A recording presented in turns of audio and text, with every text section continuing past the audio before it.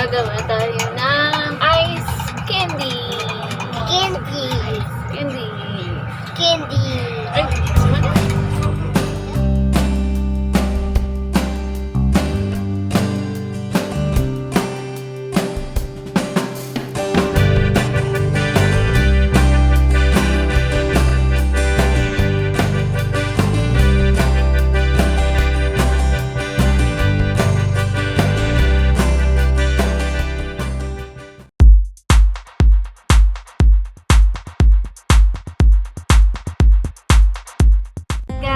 Magluluto kami ngayon na lulutuin namin yung ice, gagawin namin ice candy. Ano yung mga ingredients natin? Meron tayong cocoa, tapos condensed, sweetened condensed. Matamis siya kaysa dun sa isang brand na Sige, pabilis. 1/4 sugar. Ang nalagyan na plastic, 1/10. Tama, 1/10. 1/10 ba? 1 and 3/4.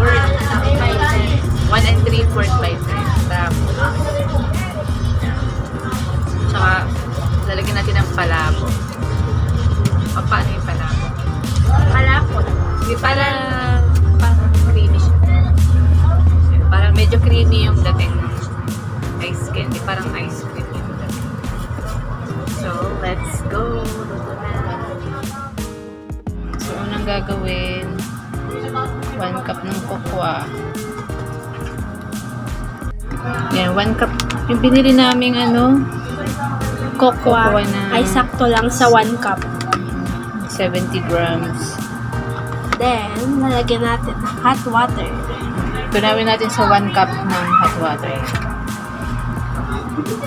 1 cup of hot water. Tapos haluin ng kutsara. Yan. Haluin na. Tunawin muna natin yung cocoa. Sa 1 cup ng hot water. 1 cup din yung cocoa. Habang nagpapakulo doon ng tubig, pinapakuluan na namin yung 10 cups yun. 10 cups ba yun? Di pag adjust na lang natin.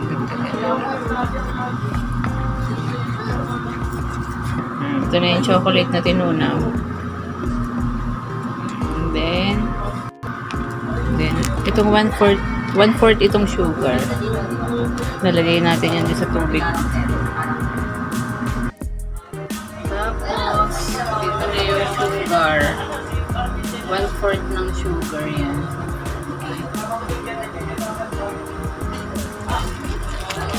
And 1/4 kilo of sugar. Haluin natin siya.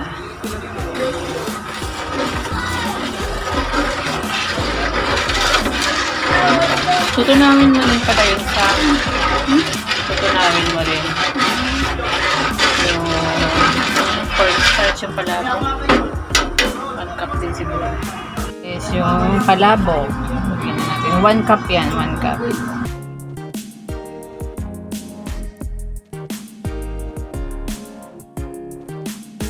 Kahit hindi na mainit.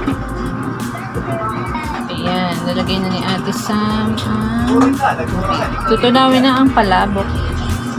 Palabok mix ang tawag nila. Actually, para siyang cornstarch. Halo-halo lady. May puti ka pa sa bibig. Lagyan ng chocolate. Yan, ubusin. Walang ititira. Sayang, diba? Ayun, next na ilalagay ni Ate Sam ang condensed milk.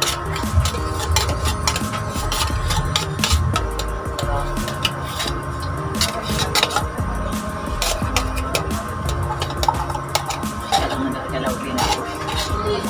Gagawin ko camera. Sayang. Kailangan natin sisitin yan lahat. Ang dami po. Ito, lalagay na yung palabok.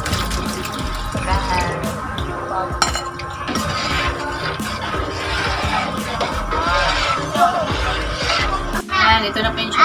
papalamigin lang natin bago natin gawin